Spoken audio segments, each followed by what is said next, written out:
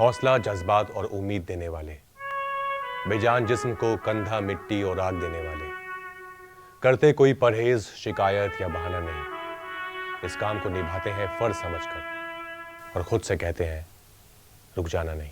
रुक जाना नहीं तू कहीं हार के। कुछ लोग सबको रास्ता दिखाते हुए बस चलते रहते हैं और इंसानियत का फर्ज निभाते हुए बन जाते हैं बहुतों के लिए हौसला और सहारा। और ये वही लोग हैं जिनके अपने काम का सफ़र तब शुरू होता है जब ज़िंदगी और उम्मीद का रास्ता ख़त्म हो जाता है। दुखद और मुश्किल होता है वो समय जब कोई अपनों को किसी बीमारी का शिकार होते देखता है।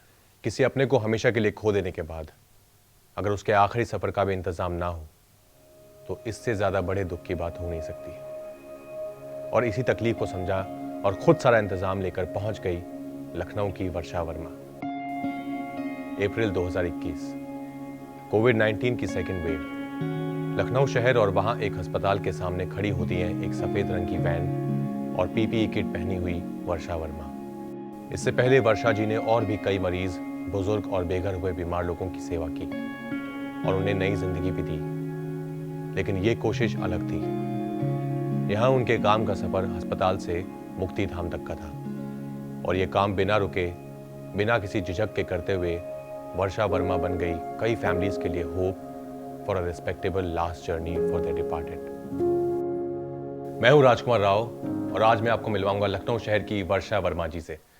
वर्षा जी नमस्कार, बहुत बहुत स्वागत है आपका रुक जाना नहीं के इस एपिसोड में।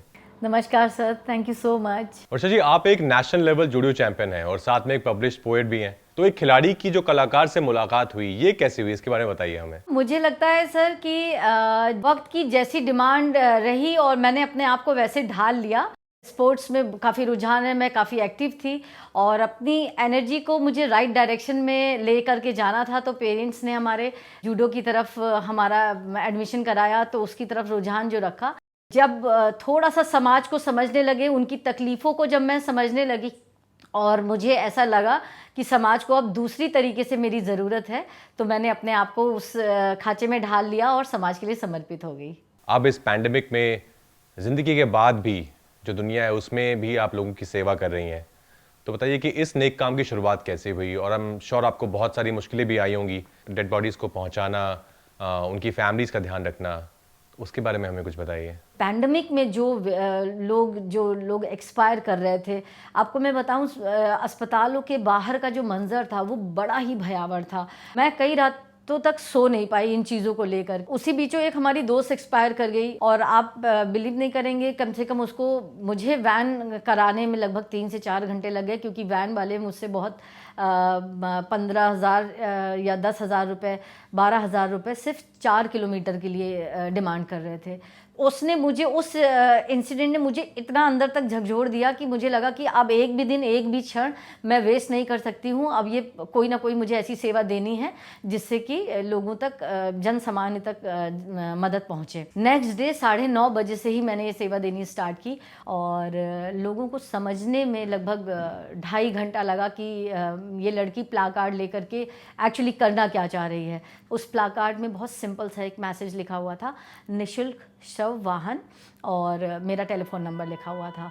तो 2.5 घंटे के बाद मेरे पास पहले एक ऐसा तीमारदार आए जिन्होंने कहा कि मेरे पास बिल्कुल भी पैसे नहीं है, क्या आप वाकई में निःशुल्क सेवा देंगी, क्या आप वाकई में हमारे जो हमारा पेशेंट डेथ हो गया है उसको आप क्रिमेशन सेंटर तक पहुंचाएंगी। मैंने कहा डेफिनेटली, कोई डाउट भी नहीं है, गाड़ी भी यहीं है, मैं भी यहीं हूँ।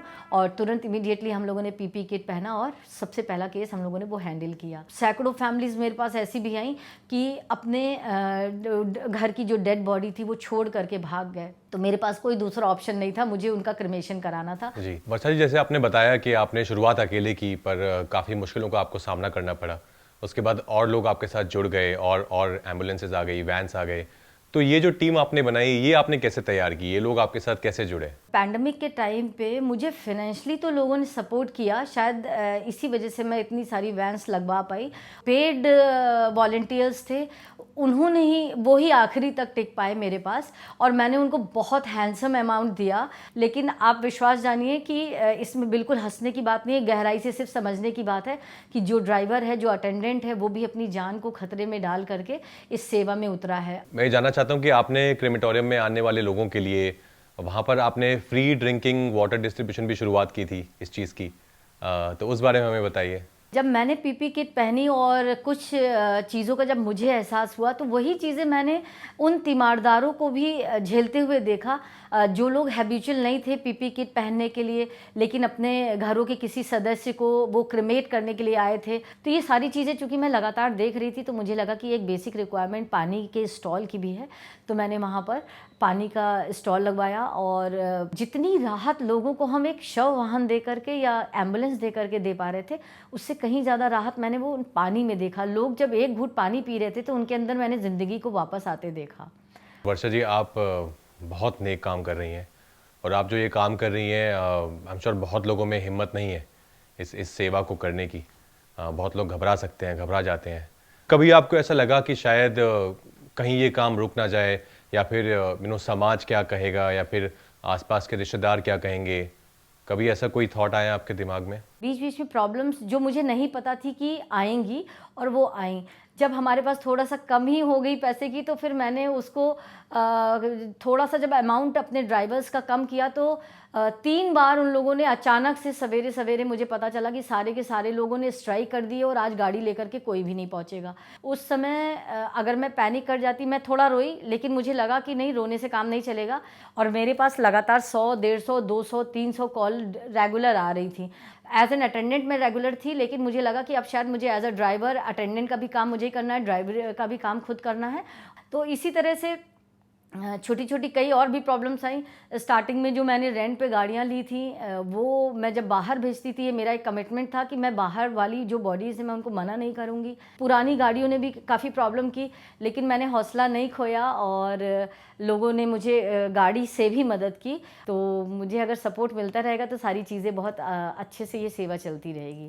तो वर्षा जी, ऐसे में कई बार, जैसे आपने कहा कि बीच में आप कई बार रो भी पड़ी थी, तो खुद को संभालना आपको आसान नहीं रहा होगा। तो ऐसे में आपने अपने आप को कैसे समझाया कि मुझे चलते रहना है, रुक जाना नहीं है? देखिए, जब आप लोगों की आंखों में बहुत दर्द देखते हैं, बहुत आंसू देखते हैं, चारों तरफ त्राही त्राही होती है, चीख पुकार होती है, और तब आप सेल्फिश नहीं हो सकते हैं। अगर आपके सीने में दिल है, तो आप उस वक्त शांत नहीं रह सकते हैं। मदद आपको लगातार देनी है, चाहे वो छोटी है। मदद कभी कोई छोटी या बड़ी नहीं होती है। मदद को आप एक वायरस की तरह मान के चलिए। जैसे कोरोना वायरस फैल रहा था, ठीक इसी तरह से आप मदद को एक कोरोना वायरस मान लीजिए, और मदद को पूरे समाज में फैला दीजिए, ताकि एक डेवलप हो जाए, एक हमारी ये सोच डेवलप हो जाए कि मदद हमें करनी है। जी जी, बिल्कुल वर्षा जी। वर्षा जी, हम आपके हौसले को, और साथ ही साथ आपके जो आपका परिवार है, आपके दोस्त हैं, आपके साथ जो काम कर रहे हैं वॉलंटियर्स, उन सब को भी सलाम करते हैं, जिसकी वजह से आज इतने सारा आप नेक काम कर रही हैं और इतने परिवारों को मदद पहुंचा रही हैं।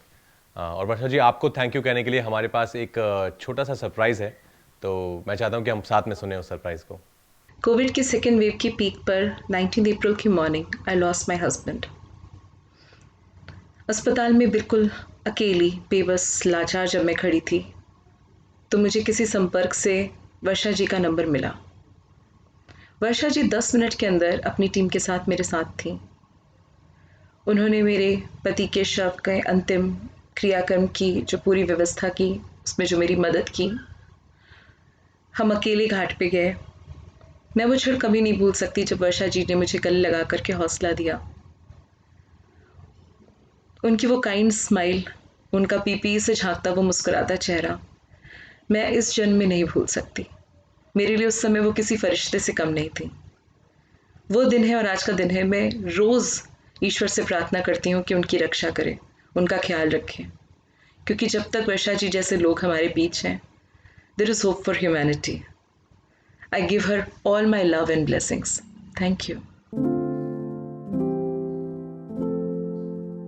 वर्षा जी, ऐसे बहुत सारे और भी लोग हैं जो आपको रोज़ाना याद करते हैं और आपको थैंक यू कहते हैं। हम सब भी आपको यहाँ बैठकर एक बहुत बड़ा दिल से धन्यवाद देना चाहते हैं। आप जो ये नेक काम कर रही हैं, आप ऐसे ही करती रहें और ऊपर वाला हमेशा आपको शक्ति प्रदान करे, आपको हिम्मत देता रहे, ताकि आप अपने इस रास्ते पर चलती रहें और कभी रुके नहीं।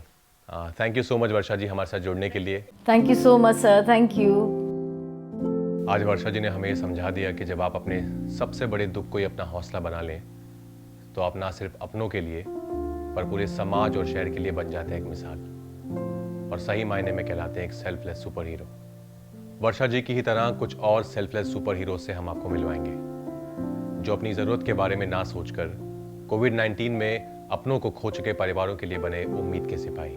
भुवनेश्वर की मधुस्मिता पृथ्वी ने कोविड-19 की वजह से गुजरे अनेक लोगों का क्रिमेशन किया, जिनके खुद अपने भी डर की वजह से आगे नहीं आ पा रहे थे। आइए सुनते हैं उनकी कहानी। मेरा नाम मधुस्मिता पृष्टि है, मैं भुवनेश्वर से हूँ। इस लॉकडाउन में भी मैं बहुत सारा डेड बॉडी का अंतिम संस्कार करती हूँ, अभी भी चालू है। आजकल जो डेड बॉडी लोग होते हैं उनका फैमिली वाले भी उनका सपोर्ट नहीं करते हैं, नहीं छूते हैं, इतना नफरत करते हैं कि सारी चीज मुझे ही करना पड़ता है। जैसे कि घर से लाती हूँ उनको, फिर उनका सारी फॉर्मेलिटीज फिल करती हूँ, जो भी होता है, फिर उनको अंतिम संस्कार करती हूँ लेके ग्रेवयार्ड में। आप सबका आशीर्वाद चाहिए। मैं चाहती हूँ मैं आगे जब तक जिंदा हूँ लोगों की सेवा करूँ और अब भी करती हूँ और आगे भी करती रहूंगी। हमारा मजहब चाहे जो भी हो, इंसानियत का मजहब सबसे ऊपर है और उसे निभाना हम सबकी जिम्मेदारी है। यही बात समझकर और सारे भेदभाव भुलाकर कुछ लोगों ने इंसानियत का फर्ज निभाया। जब 6 दिन तक शहर में एक महिला का अंतिम संस्कार नहीं हुआ, तब मिराजुद्दीन खान ने अपने हाथों से उनके लास्ट राइट्स परफॉर्म किए। आइए जानते हैं उनकी कहानी। मंजू की माँ की जब मौत हुई कोरोना से, उस समय मंजू रो रही थी।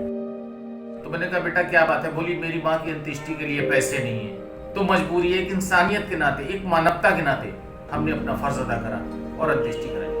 लेकिन आज भी उसकी चीखें हमारे कानों में गूंजती हैं कि एक बेटी किस तरीके से तड़प रही थी माँ के लिए और कोई सुनने वाला नहीं था।